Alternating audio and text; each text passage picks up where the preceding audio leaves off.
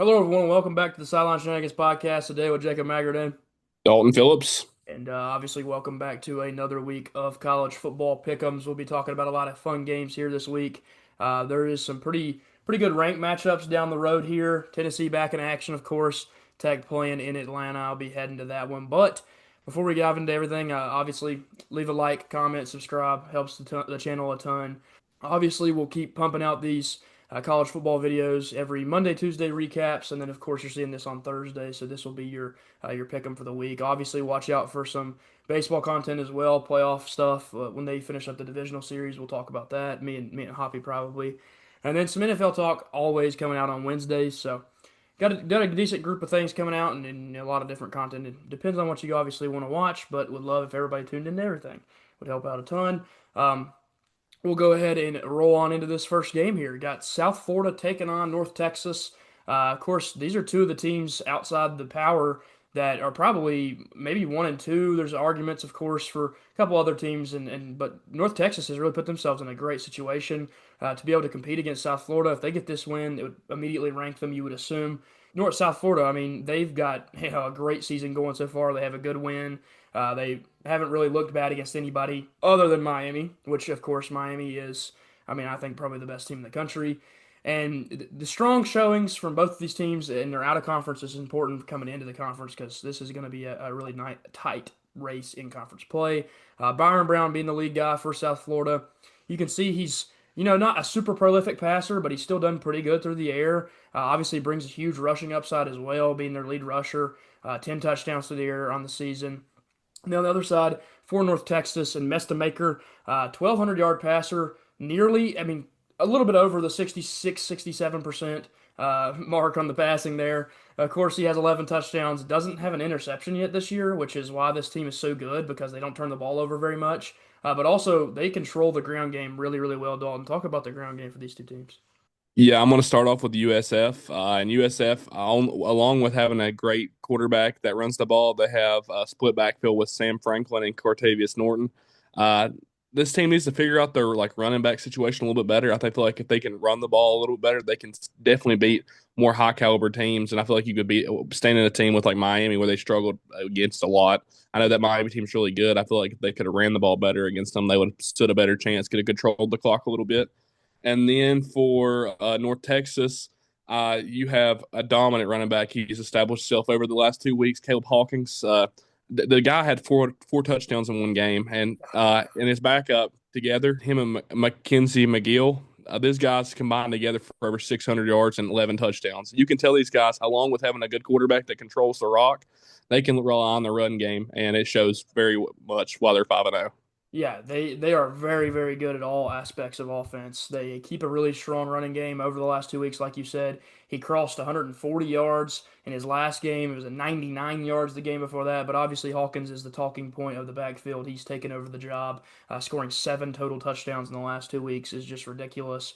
But again, you can rely on McGill as well if you have to.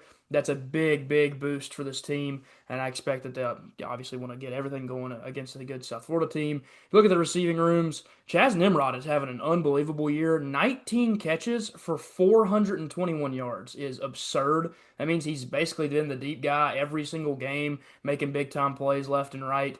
They have a good connection there with Brown, and it seems like he's easily the favorite target. Of course, Coleman is the lead target for Maker. He's had a pretty good year as well. 23 catches, 219 yards. That's a lot more of those short yardage. Not dink and dunk all the way down the field, but it's definitely not the big time plays like Nimrod is making. Then you look at these two defenses. Of course, South Florida lead sack guy with 4 on the season, coming right from the linebacker position, more of an outside linebacker edge rusher type. But really strong pass rush presence from South Florida. They've had a good defense all year. They've been able to contain some teams. Like I said, other than Miami, they've done a great job defensively. In North Texas, they haven't played a ton of really tough competition yet, but this is obviously the first real true test where you'll get to see how good is this Mean Green team going into what is the most important game they've had so far this year. Going up to make a pick here. This one is interesting because the ranked football team in South Florida, who has a huge win over a power school, is the underdog. North Texas has played really, really good football this year. I think that their run game is dynamic. Their passing game, they don't make mistakes, which is really hard to beat someone that they don't make mistakes. and they get this one at home. The fan base is going to really show up, and I'm going to ride the wave here of the Mean Green. Give me North Texas to get a huge win, move to 6-0, probably be ranked next week, and puts them in the driver's seat for the Group of Five spot in the playoff. Yeah, I'm going to defer from you here. I've stuck with USF the entire year. I'm going to keep sticking with them. I picked them against Miami, so I think I'm definitely going to pick them Yeah. against North Texas. But I do think this North Texas team is no joke. I believe these are two of the top three teams in the non-power four and non-power four. That along with Memphis, in my opinion, Yeah. I believe that's the top three as of right now, and this will establish who's that two spot behind Yeah. Memphis, in my opinion. Yeah, and again, those teams might have to play each other. So Yep. you get that whole, you're going to figure it out. It's going to come down to it. Yep. And someone is going to come out of that conference. It seems the American is the guaranteed spot in the playoff this year. I mean, the Mountain West pushed for it pretty heavy last year, Boise and UNLV. I think UNLV is still pretty good, and I don't think Boise's bad, but the American Conference seems to be where your representative will come from. Moving on to our next one here, Alabama taking on Missouri in what is a really fun game that before the season started, I don't know if you'd have picked out Missouri to be one of their toughest matchups, but this Missouri team has looked really, really good this year, offensively and defensively, really shutting teams down, and arguably one of the most important players in a second you'll get to talk about. But I'll talk about these quarterbacks first. Alabama, Ty Simpson, made his first mistake last week with the interception, but it really didn't matter. He played a great football game. He's thrown for nearly 1,500 yards, 13 touchdowns. I mean, he's playing some really, really good high level football. You've got an argument to be in the top three for the Heisman, potentially top five, definitely. And the consistency from him is really what's made this team get better as the weeks have gone on. On the other side for Missouri, you got Bo Perbula. I've loved the way he's played this year. He brings a rushing upside as well. He scored some rushing touchdowns, but also he's had a really, really high completion percentage, 9 touchdowns, 1,200 yards. The 3 interceptions, again, through 5 games, that's not that bad. You're not making too many mistakes. And this is a pretty solid, strong passing attack as well. But Bama would have a little bit of an upside there. But I think there is a other glaring upside for Missouri. Dalton, if you want to talk about that. Yeah, Ahmad Hardy is the best running back in college Yes. football right now, and there's no doubt about it. Like No. this guy's he's getting the ball 20 carries a game, and he's averaging well over 7 yards a carry. Yeah. And I mean, this guy's just insane to say the least. He's in that Heisman talk along with Ty Simpson, and I mean, like he's a game changer. That's if you win this game, it's because of him. It's not nobody on this team. I mean, Bo Perbula definitely can control the game. But if you're going to win the game, you win because of Lamont Hardy. And then on the other side of the ball, you got Jam Miller. This guy has made this Alabama team 10 times better than they were without him. I mean, that Florida State loss wouldn't have happened if they'd have had him, in my opinion. I think that he helps control just this game in general. If another reason why I think if Alabama wins, they can control the ball and rely on him to get that third and short and not have to worry about completing a short pass or anything like that and your receivers dropping the ball. Yeah, and of course, the importance of the run game will be what probably decides this one. Missouri's going to be able to run the ball pretty well, but Alabama has to establish that to have a chance. Looking at the receiving yardage, of course, Jeremy Bernard is the lead guy for Alabama. 5 touchdowns on the year, 25 catches, nearly 400 yards. But on top of that, they've got Ryan Williams right behind him, who can be a real weapon as well. Of course, Cuevas at tight end is a solid, decent tight end. Can add in the receiving game, but they're going to mainly want to target Williams and Bernard. And on the other side from Missouri, Kevin Coleman Jr., lead guy for them, nearly 40 catches on the season, so he's been targeted a ton. Going to be the real playmaker when they can't get it to Ahmad Hardy, or if they need a third down conversion that's longer than 5, 6 yards, you probably go to Kevin Coleman for those big plays. Defensively, both of these teams, again, Alabama hasn't had a great pass rush this year. Kind of a question mark because usually their pass rush is incredible. They've got a lot of guys in the NFL that have done that for a long time, so it's something they're probably going to have to find if they want to be a national championship contender. And then for Missouri, they've had some good pressure from Wilson, but to get after this Alabama team, you got to have a different level of pressure. And this probably is by far the best opponent that they've played. This one taking a place in Memorial Stadium. It is also earlier in the morning, getting a 12 o'clock kickoff for this big of a game. It may play into Alabama's hands, truthfully, because those night games are a little bit harder in the SEC than a lot of different places. Dalton, I'll let you go ahead and make the pick first, though. Yeah, Missouri is very good, but I don't think they're Alabama's level. They haven't played anybody the caliber of Alabama, and I feel like I hate to say it, but I think Alabama's going to win. And I really don't hope they. I really hope they lose this game. They don't lose this game because they have Tennessee next week, and I would rather them not come out against Tennessee crazy hot. So Yeah, you don't want them coming in there fired up because this team will be playing at yeah, home on that. and at 7:30 at night. So that's It's another going to aspect of be that being It's going to be terrifying. pretty rough if they lose Yeah. this one for you guys. I do, however, think that Alabama will get it done. I've seen enough from this team over the last 2 weeks. I still don't love their run game at all. I mean, Jam Miller, yes, he's come back, he's helped the team out, but they're still not running it super efficiently. If he goes down, you're just going to rely on what you had before. I don't think you can. So that is definitely a worry for Alabama, but I do like that their defense is locked in and played better over the last few weeks. And Ty Simpson has been Ty Simpson all year. This is the same guy that played week one. He just didn't have any help that week. He's looked very consistent. He's been a guy that will keep the ball in their possession. And Missouri, if they wanted to have a chance in this one, would need to run perfect offense. Keep the ball in Ahmad Hardy's hands, I don't know, 25 times and just not turn the ball over at all. I think they have a chance for sure, but I do like Alabama in this matchup as I just think they're a better football team. Moving on to our next one here, got Ohio State taking on Illinois, and what is actually a pretty fun game now that Illinois bounced back and had a really impressive win. And Ohio State, they've looked like one of the best teams in the country. I don't think they've looked the best, but I think that they have looked really, really good. I mean, top two or three. For the quarterback competition here, Julian Sayin has been unbelievably accurate. 101 for 126 on the season is insane. So he's not turning the ball over. He's only had 3 interceptions in 5 games as well. 13 touchdowns, 1,300 yards. I mean, this is really, really good for him stepping in and filling some pretty big shoes of Will Howard, who played great in the playoffs.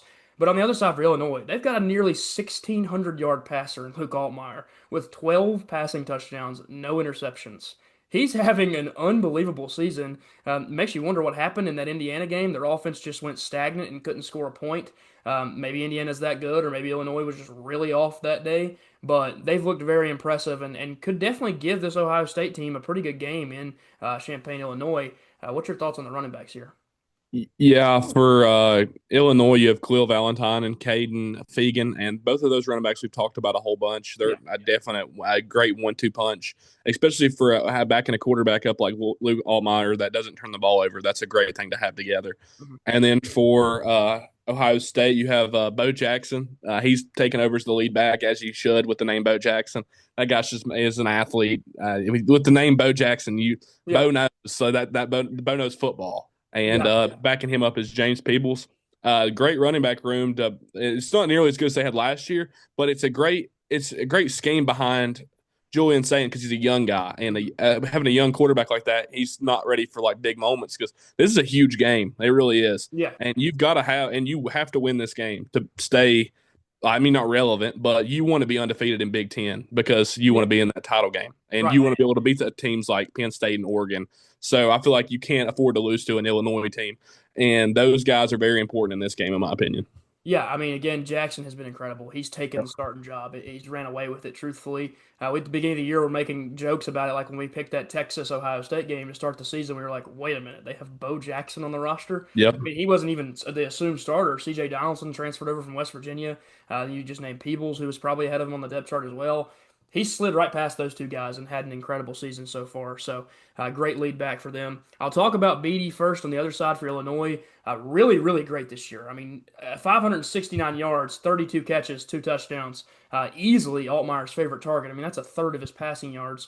But on the other side, you're talking about a freak. I mean, you're talking about Bruce Feldman releases a freak list every year, and Jeremiah Smith is number one.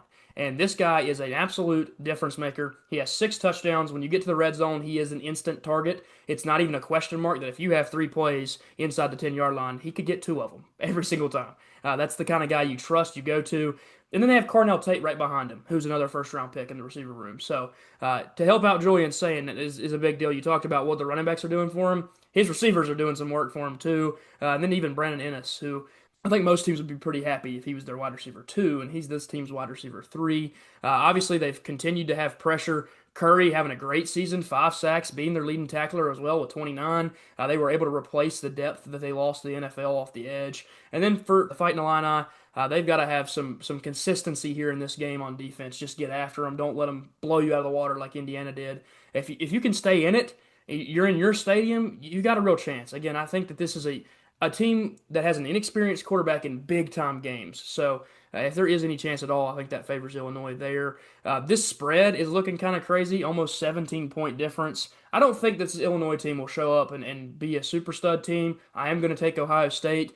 But I do think they show up to play. I think that they don't want to get embarrassed like they did at Indiana. They're going to be in their own stadium. The fan base is really going to be there. They have some great fans. But I do think they obviously will drop this one to Ohio State and this miraculous team that just kind of come out of nowhere with their quarterback and running back play. I mean, those are not guys we expected to be tops of the country, and they've both looked really, really good so far this year. And then that's obviously backed up by what is the best receiving core in college football in multiple game changers, multiple first round picks in their future. So give me Ohio State to get a pretty good win here. Yeah, I'm really taking the underdog story here. I like Illinois. I don't know what an Illini is, but I guess it's just somebody that lives in Illinois. I don't. Yeah, there you And a go. Buckeye. I mean, a Buckeye's just a nut. So Yeah. I think I'm going to take the Illini here. I believe that something weird's going to happen, and this Ohio State team is not ready. The biggest team that they beat so far is Texas, and that Texas team it really hasn't showed very much. No. So I'm feeling like this Illinois team is just going to change the game here and beat them. Yeah, and that would be a big blemish on the Ohio State record, of course, Yep. trying to run the gauntlet in the Big Ten. Moving on to our next one here in what before the season would have been an incredible matchup if you knew how good Oklahoma was going to be and if Texas could have remained that top tier team. But Texas has taken some pretty rough losses. Obviously, they don't want to have those on the record, but they've got them. They got to deal with what they've got.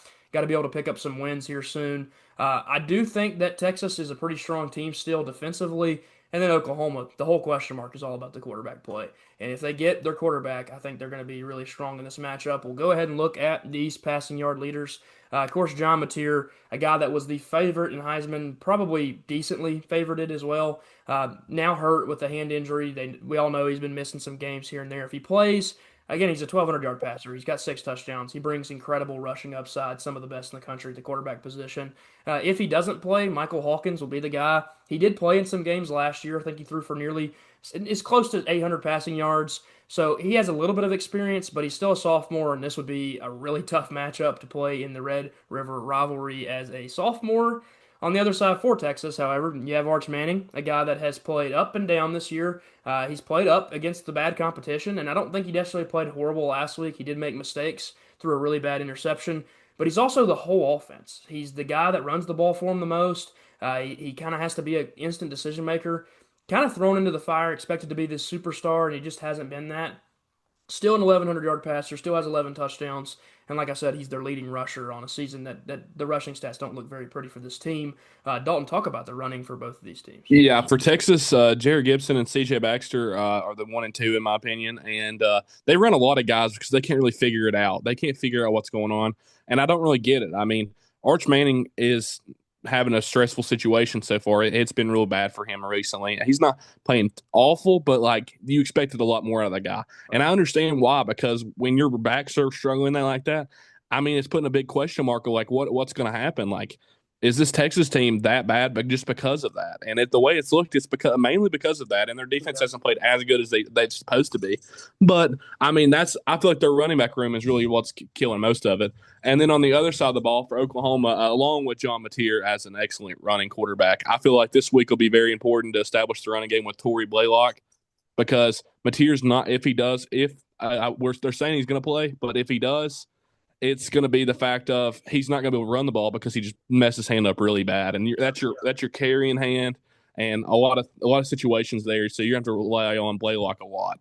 Yeah, you don't really expect Mateer because of the injury. What the original claim was he would miss over a month. Yeah. But if he plays, man, it is going to be him playing on a pretty strict regimen, you would think, when it comes to running the ball and how aggressive he's going to be. You look at the receiving leaders, of course, Centenia was the guy last year for them, one of the top receivers for them. He comes back and has a pretty good season so far, 350 yards, 26 catches, 3 touchdowns. And then on the other side for Texas, a team that just hasn't really got it going that great this year on offense, Parker Livingstone has been a bright spot. In his 13 catches, he has 280 yards, 3 touchdowns. Is pretty good for a total of 13 catches. You go down and look at these defenses. Oklahoma's has been one of the best in the country so far. They're priding themselves on their defense. They did it last year as well, and that's kind of how they got their wins when they got them. Texas supposed to be better defensively than they have been, but I still trust the players, the playmakers. They have multiple NFL draft pick level guys, so if they get going at some point, this Texas team could really quickly turn it around. And you just need Arch to play better, and that defense can kind of carry you a little bit. Going up to make a pick in this one, obviously kind of crazy that we have Texas as the favorite here. That seems to be mainly because of the fact that John Mateer is probably very, very questionable. I don't know if he's going to play or not. They did report Wednesday night that he is going to play or he's questionable to play and that they want him to play, but it's such a hard injury to return from if it's your throwing hand and the hand you grip the ball with. So I don't know what happens. I am still going to side with Oklahoma in this game, though. Call me crazy. I think even if he doesn't play, their defense has looked better, which is crazy because Texas was supposed to have one of the best in the country. But I just trust that they're going to be able to get it done in a really, really tough situation. If he plays, I'd feel really confident in this pick. Obviously, I think he's one of the best in the country, if not the best. If he doesn't play, I don't feel great about it. I think Texas definitely has experienced guys that could be difference makers, get after a really young quarterback in Hawkins. But I just like Oklahoma, so give me Oklahoma in this game. Yeah, I'm gonna go away from you here. I believe Texas. I believe Sark really needs to wake his guys up, and they cannot be 3-3. This team was predicted to be it was at the beginning of the season a top three football team, and Yep. I mean they're really not upholding to that right now. They have two losses within the first 5 games, and that's terrible. And they've already lost a game in the SEC to a not very good Florida team, Mhm. and I feel like this has got to be a win for them, or it's win or pretty much go home. And this team, you're not going to do anything with being 3-3. Moving on to our next one here, Indiana taking on Oregon in a top 10 matchup. Of course, both of these teams have looked really good to start the season. Oregon just got a huge win. Indiana got the big win over Illinois a couple weeks ago. So expect both of these teams to come in here playing some pretty good football. Fernando Mendoza, a guy that is top of the list in Heisman as well, in that top three probably. And then quarterback on the other side as well will be there. But Mendoza, 1,200 yards, 16 touchdowns, only one interception. Great season from him so far. I think he's better than Curtis Rourke, and so this offense has gotten better. So great move from them in the portal. Of course, like I said, Dante Moore also in that top three, top five Heisman talk. 14 touchdowns, 1,200 yards, and an interception. They're having very similar seasons. Mendoza just doing it on less pass attempts, but in general, very, very good. Uh, Close quarterbacks when it comes to the comparison between the two, but also leading top 10 teams is very impressive, and that helps you win a Heisman for sure. Love both the way they're playing, and Moore is more the athlete. Moore is more of an athlete than Mendoza, anyways, but he's not a big time runner. Dalton, talk about the running backs in these two teams. Yes, for Indiana, you've got Roman Hemby and Kalon Black. These guys are combined together for almost at 700 yards in 5 games. That's crazy. Yeah. This team's a very good running team, along with their excellent pass attack. They're a very, very good football team, and the backfield helps out a lot. And then for Oregon, they're trying to replace their backbone last year, and Deary Hill and Jaden Lamar, great running backs, especially behind Dante Moore, two good running backs, and I think it's very important to establish the run game, especially how good their passing attacks are. Yeah, and you've mentioned it before with Indiana. They have four guys over 200 yards. So this team has got plenty of backs that they can go to make plays if they need it. And then, of course, Oregon, like you said, replacing talent there of that position from last season, relying on two different guys to kind of fill those shoes. For the passing leaders on the season or receiving leaders on the season, Elijah Surratt is the guy for Indiana. Of course, he's followed Signetti, so he's had a lot of success with him. But they've also got Cooper, who's had a good year. And then Decory Moore is the guy for Dante Moore. So you got the Moore and Moore connection. I think the Oregon fans want to see more of that as the season goes on. Of course, one of the better receiver and quarterback combinations in the country. They've got a good little thing going, and he's only had 19 catches and has 300 yards, so very consistent and efficient when he catches the ball. Going down to look at the defense, one player to mention that has to be the difference maker if you were just pointing things out. Mateo Uiagalelei is really, really good. I mean, he's way better than his brother. He has got way more potential to go to the NFL and be a stud, and he is a game wrecker off the edge. He's very, very athletic off the edge as well, so he can drop back in coverage, make plays there. If I was taking a defense just with the pieces and the names, Oregon has some crazy names. I mean, Dylan Thieneman had a huge interception against Aller that won them the game, and he was one of the better safety transfers, if not the best in the country. So really, really deep defensive talent, and then really good offensive talent from both teams, of course. Going up to make a pick in this game. I think that this Indiana team's coming in here playing for something. They want to keep this season going. They want to keep proving people wrong. They always say Indiana, man, they schedule so light. They're going to make the playoff again just due to how well they play tough games in conference.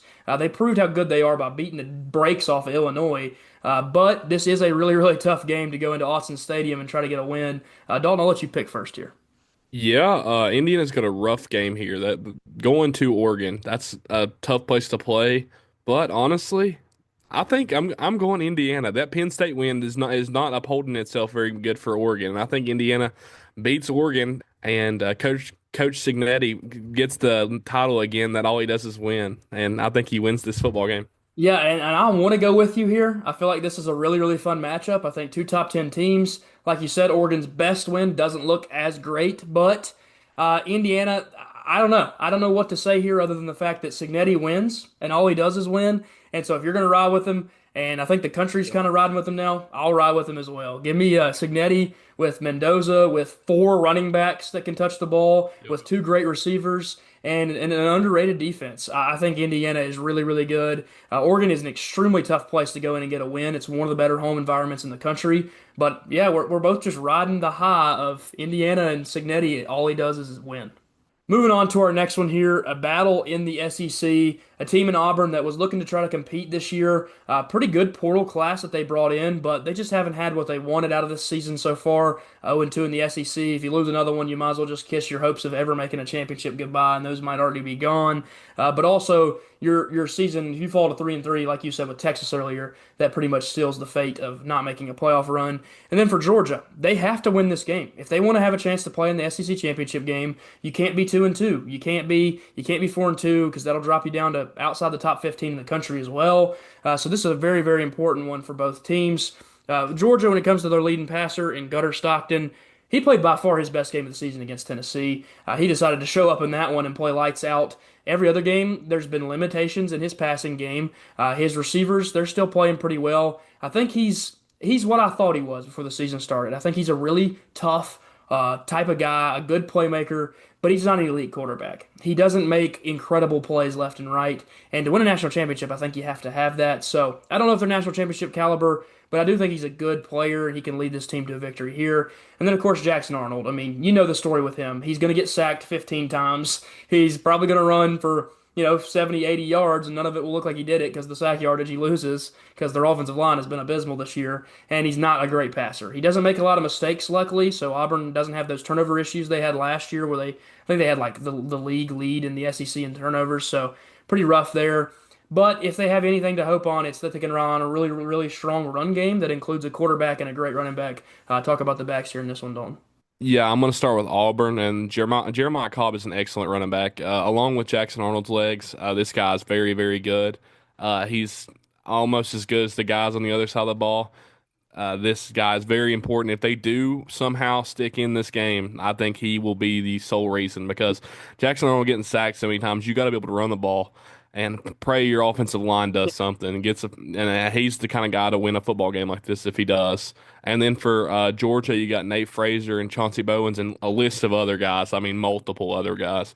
But Chauncey Bowens has really established himself the last few games, and I mean, this guy's huge, and like this guy like reminds me. He's not as big. Don't get me wrong. He's not as tall as he's not as tall as Derrick Henry, but the dude runs just like him. He's crazy athletic, crazy fast, and a big guy. Runs over people, and he also has that get around the edge speed, and it's insane to watch this guy play. I feel like if he would have been this day one like true number one back, I feel like this guy would be in the Heisman conversation too.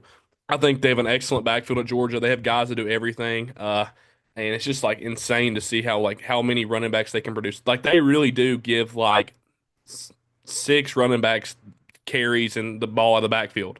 It's Yeah, insane. you're going to see Cash Jones in there at some Cash point. Jones, yep. Yeah, he plays a lot on the receiving Yep. down those third down situations. They love how he pass blocks. That's really, really important on those third down situations. And of course, he's a good pass catcher as well. But Yep. you're right. I mean, they have guys that can get the ball and make plays. You know how deep the talent is at Georgia. They look at that talent index every year, and Georgia and Alabama are always towards the top of it when it comes to just pure talent.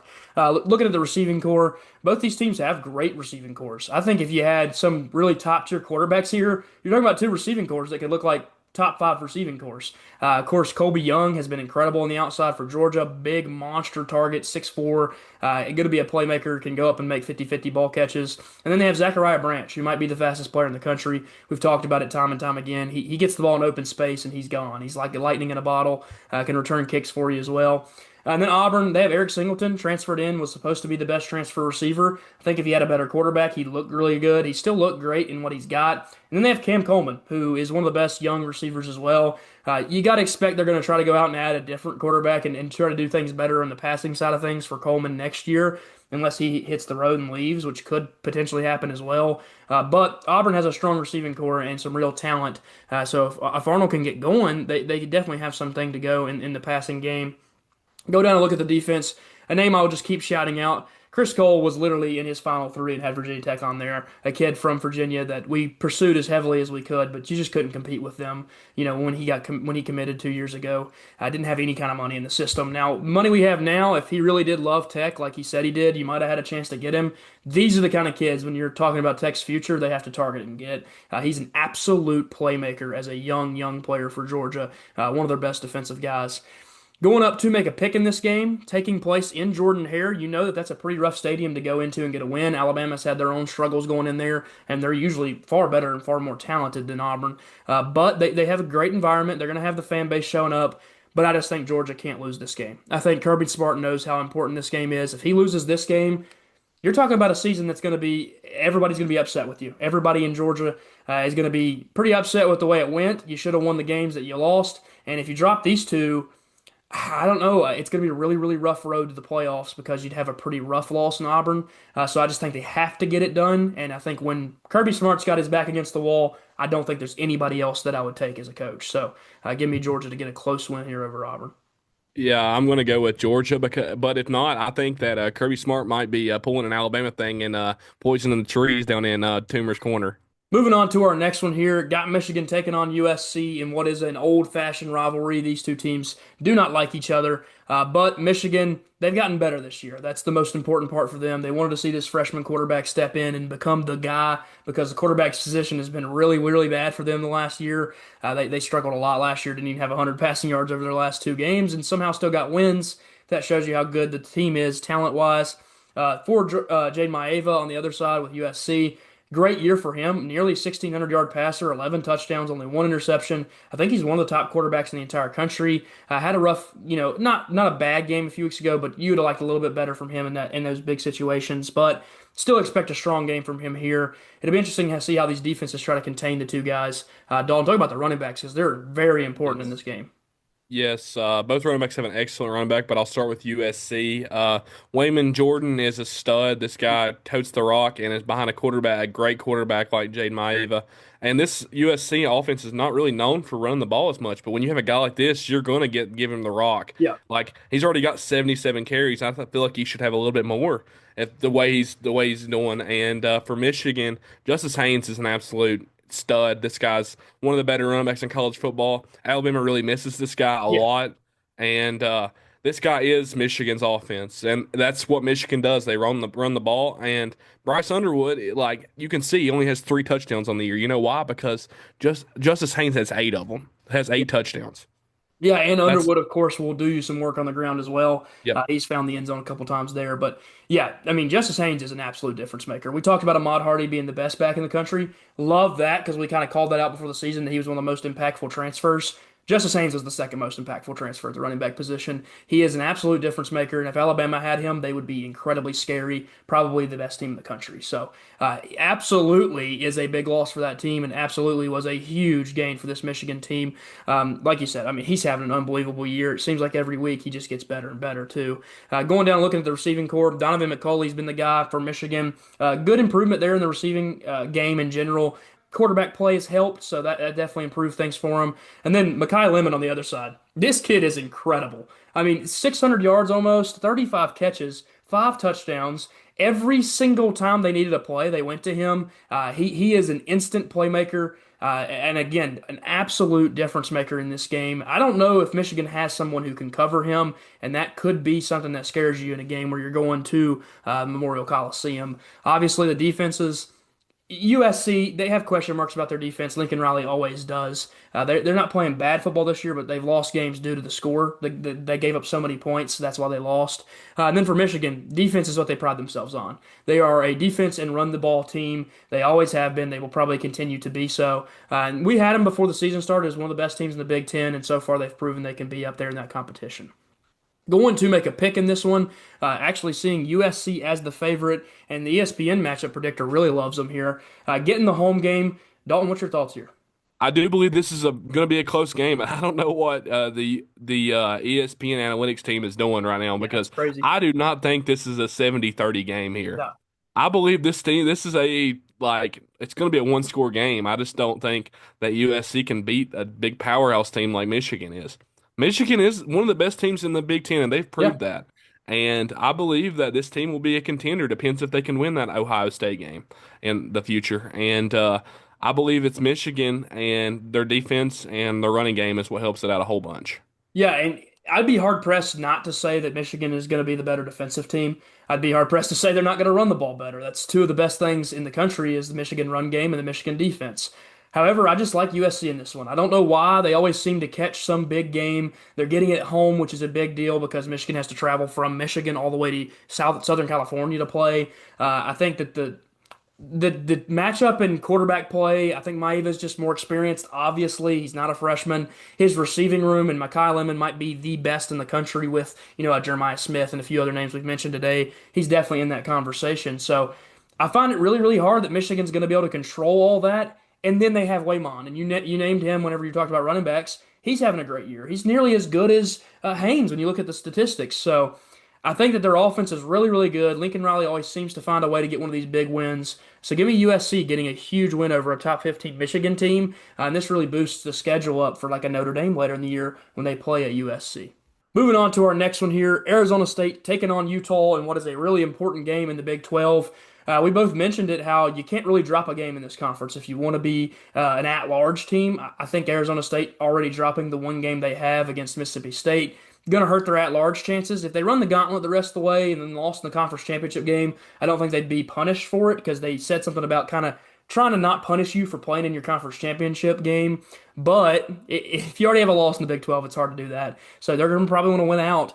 And I think Utah, same situation, they have to win out. If they lose another game, they're done. The at-large chance is gone, and the spot in the conference championship game is looking pretty bad if you're 1-2 in conference play. Looking at the quarterback competition here, this is two of the better quarterbacks in the country, two guys that I really like. Sam Levitt, a guy before the season started we said was a Heisman guy. Definitely still has the potential to do that. He's got really good rushing upside as well. 1,000 yards, not as good as you'd want him to be, but again, there's time for him to get better and have a better season in the back half. Devin Dampier on Utah's team, going to be one of the more dynamic rushing quarterbacks in the country. Also has a pretty high completion percentage, 11 touchdowns, only the 3 interceptions, though not making too many mistakes. And it'll be interesting to see how the quarterbacks play in this one. I think the legs are definitely going to be a difference for both the guys. They're going to both want to use their legs and make plays. But more importantly is this running back conversation. Dalton, your thoughts on this one? Yeah, I'm going to start with Wayshawn Parker at Utah. This guy is a good running back. I feel like he's just not doing enough of what he needs out of his carries. I believe that if they could figure this out, I don't think they would have lost that one game. And I feel like they can be in control of this game. But for Arizona State, you got Riley Brown. This guy is an edge threat. He can literally do anything with the ball. He can run up the middle, but he's really just really quick guy. He's going to get the ball even off the flats and stuff. He might catch it out of a pass or something. Yeah. But you give this guy the ball and he will make plays. Yeah, and they went And out and got Kanye Udo in the portal, yep, which was a big addition for this yes, team. More of that power back style yeah. of guy. He's that guy that you want on third and short and that fourth and goal situation. Yeah, But I think that they have an excellent running back room, and I believe that is why Sam Levitt needs to rely on them a little bit more than his own legs, so he doesn't hurt himself. yeah. Truthfully, he needs to Yeah. stay healthy. If they have no chance if he goes down. You talk about Brown and his difference making in the receiving game. That'll help Levitt a ton as a safety valve. But the biggest thing that helps out Levitt is he has Jordan Tyson, who is I think the number one receiver in this upcoming draft class, a top 10 pick, has nearly 500 yards, 40 catches, 7 touchdowns through 5 games. That's insane. He's scoring at a super high rate. I mean, he has 7 of the 8 touchdowns Levitt has thrown. So get this guy the ball, let him work, let him be a difference maker. I think coming into this run of receivers in this next class, a lot of people already had him as the favorite. The group of receivers this year have played very good, and he separated himself. That's how good he is. So watch out for Jordan Tyson as being a top 10, top 5 NFL draft pick. Absolute difference maker on the outside. Then, of course, for the Utah team, Davis being the lead guy, 36 catches, 348 yards, 2 touchdowns, having a pretty good year as well. I mean, Devin Dampier likes to go to him a lot. He can throw it to Wayshawn Parker. Good pass catcher out of the backfield, did that at Washington State for a little while. So overall, you gotta love this Utah offense, but I think Arizona State has the better weapons overall when you talk about Brown, Tyson, Levitt. Moving on down to the defense, because a guy that has to be mentioned for this Utah team in John Henry Daly, having a almost 7 sack season. I mean, 6.5 sacks through 5 games means he is one of the best edge rushers in the country. Getting after quarterbacks at a very high level. I loved watching Antoine Powell-Ryland do that at Virginia Tech last year. John Henry Daly here on the same exact pace to be a top sack leader in the country.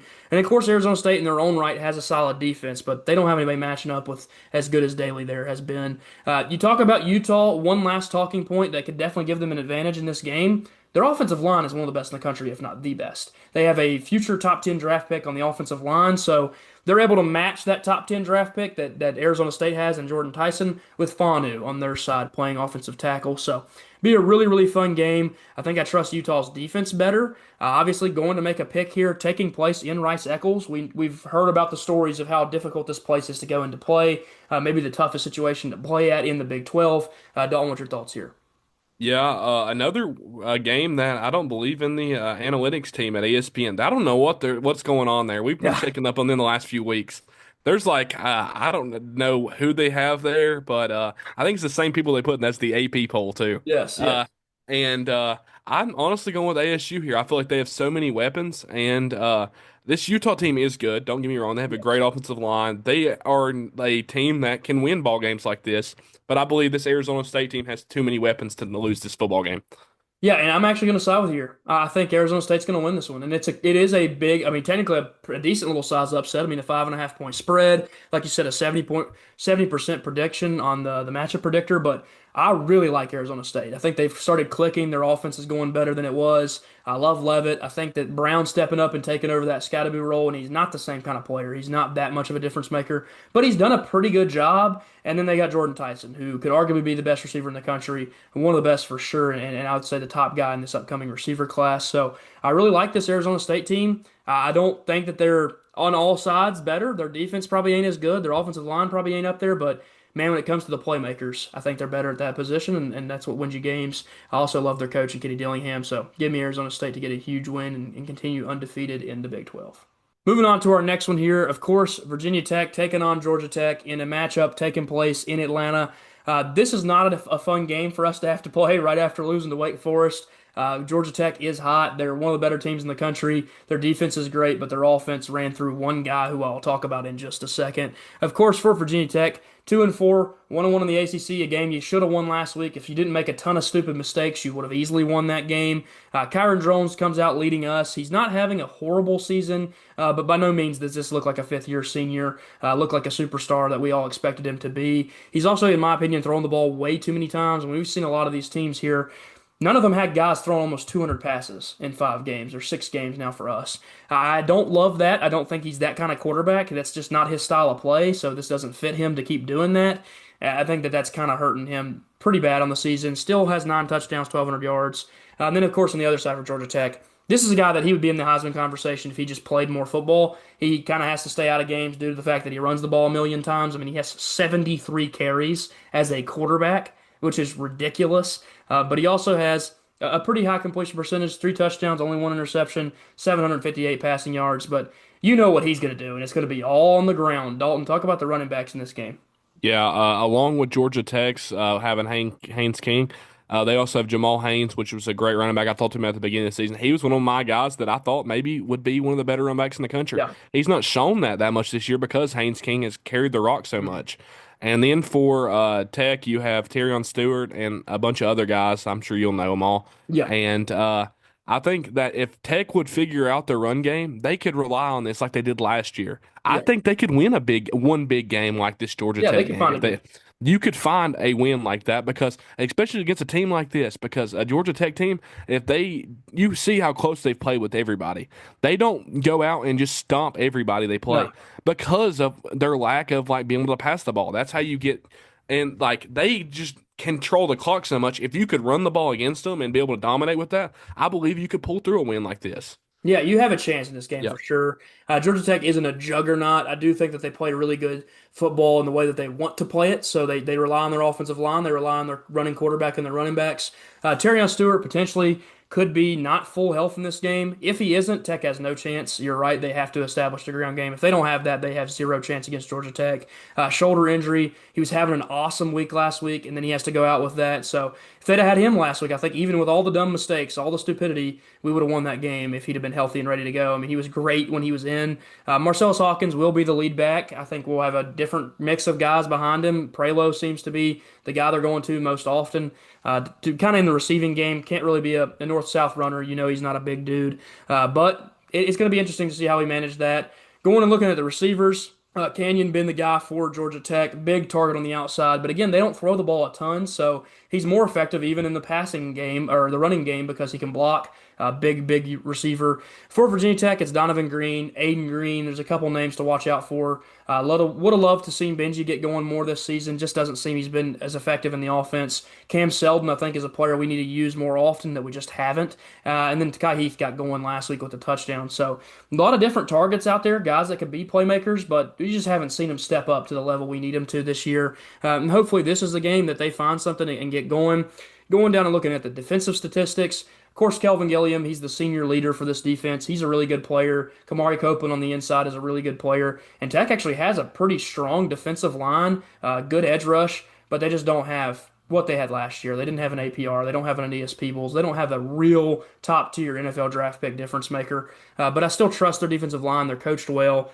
I think they're one of the better groups on this roster. Caleb Spencer taking over at linebacker. It makes you wonder why this guy wasn't playing all year. He's clearly better than a couple of the options we've put on the field. And then Noah Chambers and a young player, freshman. There's a lot of guys in this roster that are playing football they didn't expect to be playing. JoJo Krim, a freshman. Jamari DeLoach, a freshman on the outside. We've lost corners to the portal. We've lost corners due to injury. I think we're down to like 5 cornerbacks on the roster right now due to injuries and transfers. And some of those are freshmen. Some of those guys have to play, and they have to be difference makers if they want to have any chance in this game. Going up to make a pick in this one, obviously you see Tech as a pretty big underdog, but again, I think that we're obviously underdogs. We're not going to have any real chance unless we just click all things on perfect, go perfect because we're missing talent. We're missing way too much big time playmakers to have a real good chance. Dalton, I'll obviously let you lead us here. I'll make the last pick for it. Yeah, I don't really I see this Tech football team and I look like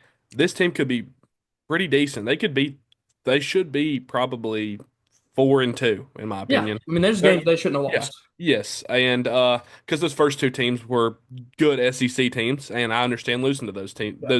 having those two losses. But I think that if this Tech team was to like come out and run the ball, like I said, they have a chance. But this Georgia Tech team is very dominant, which I feel like it's about time for them to blow a game. So I'm going to go Virginia Tech here.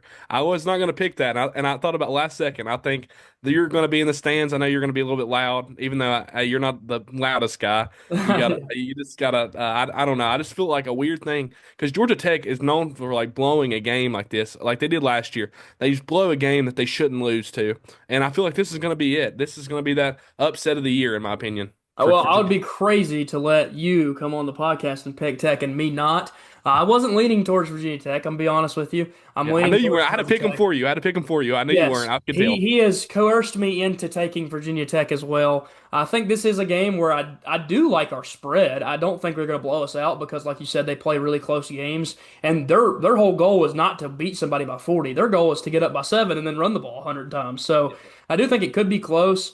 I think Tech maybe finds another gear. They actually played way better on the road than they have at home, which is crazy. I mean, you think about it. We played the kickoff game in Atlanta, lost by 13. That was really close. I mean, till the fourth quarter, we were in it, could have won that game. That's on the road. Come back home, you get blown out by Vanderbilt and you get blown out by ODU.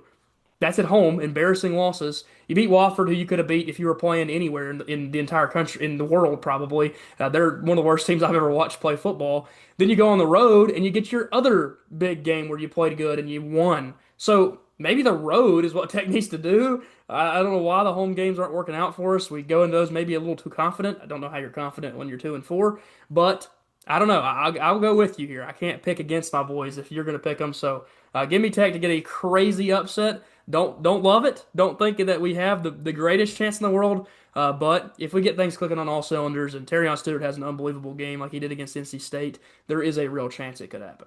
Moving on to our last game here on the slate, Arkansas taking on Tennessee in what is a revenge game for Tennessee. Luckily, they do get this one at home. Neyland Stadium will be packed out because they hate Arkansas for what happened last year in that loss. Looking at the quarterback matchup, this is probably one of the better quarterback matchups, a pretty fun one this week. Taylon Green, a guy that is a absolutely dynamic rusher, one of the best rushing quarterbacks in the country, and also he's 6'6", so he can see over his entire offensive line. He's thrown for 1,400 yards. He's got 12 touchdowns. His one blemish is he likes to turn the ball over, and he does it a lot. He fumbled a ton last year. He's thrown 5 interceptions this year. Not sure what those fumble numbers look like, but expect that they're probably not amazing. And then for Tennessee, Joey Aguilar, when he's not turning the ball over, has played incredible football. You'd love to see him tone back on the 5 interceptions, but he is a chance taker and a playmaker. So when he has the opportunity to do so, he goes out and he tries to make a play. He's thrown for nearly 1,500 yards. He's got 13 touchdowns. He's the perfect fit for this offense. He also brings you some rushing upside, not near as good as Taylon Green, but he's still an athlete in his own right. He can make plays. But Dalton, I'll let you rave a little bit more about these Tennessee running backs. I assume you'll probably start with Arkansas here, though. Yeah, I'm going to start with Arkansas. Mike Washington Jr. and Braylon Russell are the two backs for Arkansas, besides Taylor Green being an absolute great runner as himself. And for Tennessee, we have three outstanding running backs in Deshaun Bishop, Peyton Lewis, and Star Thomas. I mean, this backfield is one of my favorite. Oh, it's obvious my favorite in Yeah. college football. But I mean, if I wasn't a Tennessee fan, I would still love.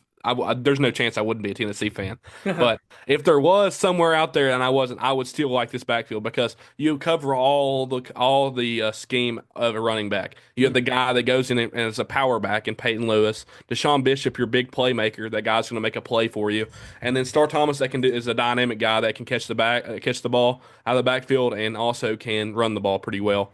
And I think that we might have. This is crazy to say. I think we at least have a top three backfield in college football. I think at least. Yeah, there's a lot of talent in that backfield for Yeah. sure. They've got guys that can make different plays, like you said, a Deshaun Bishop, a Star Yep. Thomas, a Peyton Lewis. There's different reasons that those backs come on the field to make different plays. I do think that Tennessee has a really strong running back room. I do think that the quarterback matchup between the two is going to be fun as well. Like I said, the rushing upside from both guys. Taylor Green, of course. Yeah, I mean, there's a real argument to be made. He's the best in the country at it. Going down and looking at the receivers, of course, Omega Blake is the lead receiver for Taylor Green in this Arkansas offense. They've had some changes at the coaching staff position as well. We were going to talk about it last week on the recap, but kind of got tossed up in some other things, and so we didn't talk about it much. But Pittman getting fired can maybe spark this team. Know that a lot of players loved him, so they want to play for him probably, try to go out and get a huge win here. But for Tennessee, you look at their receiving core, they've got Chris Brazzell, who is an absolute weapon, one of the best receivers in the country, a difference maker, 531 yards on 31 catches, 7 touchdowns. Talked about how crazy that was for Tyson. Brazzell also has 7. So they're both finding the end zone at a very high rate. Trust Brazzell can be a big time playmaker if they need him to do so.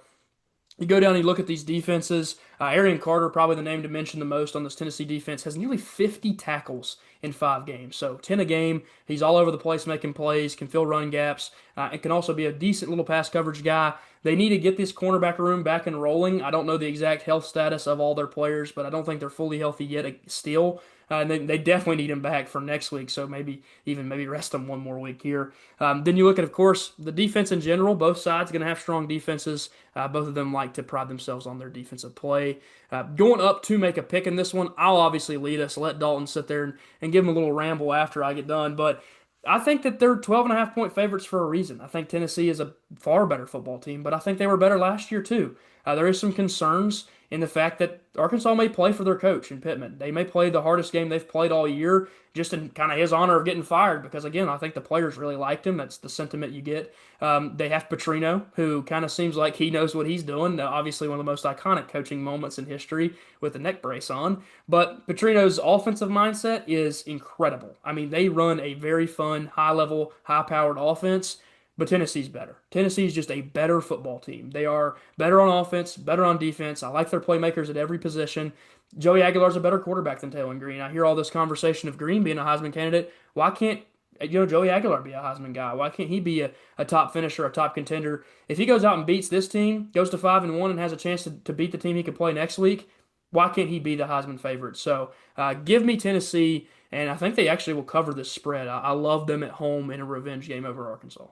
Yeah, I'm also going to agree with you, obviously, but I do think we will cover the spread here again. I think that this is a revenge game. We went down last year and lost the same week that Alabama lost to Vanderbilt, and that was like a thing because I remember making fun of my brother after Alabama lost to Vanderbilt, and I was actually hunting at this time. I was at my buddy's hunting cabin, and we were watching football after we got out of the deer woods, and I was like making fun of my brother the entire evening after that happened, and while Tennessee was playing, and I'm like, oh my God, we're going to lose this game, Yep. and I'm like, and I talked all that smack just for that to happen. And it's just like, I don't know. I feel like this is definitely going to be the best game we play until next week because I really hope next week that we play the most outstanding game we play all year. I really don't care about the national championship. I mean, obviously, I want one to happen, but I'm going to be down there next week. So if we lose, I will be very, very sad. And I would love to get our offense like completely going with everything. And I would like to hint at Joey Aguilar. The interceptions that he has had are not completely all his fault. Miles Kitselman is a very good tight end, one of the best in college football, but he has had a few significant drops, and I feel like he needs to clean those up a little bit. And I think that this team is very good. I feel like we are a top 10 football team, if in my opinion, and I would like to see us blow this team out of the water and be ready for next week. Thank you guys so much for joining us this week. Obviously, had a really great week of college football. Had fun covering all of it. Again, Dalton, if there's anything you want to add, you got your opportunity now. No, go Vols. That's all I got to say. Go Vols, all he has to say. I'll say go Hokies. I'll be in Atlanta. I'm really excited to go down there and see some family and watch some football. Hopefully, we catch a crazy win. And again, expect a great week of college football. Like, comment, subscribe if you guys enjoy. It helps to have you coming back over and over. And we'll see you guys next time. Peace. Peace.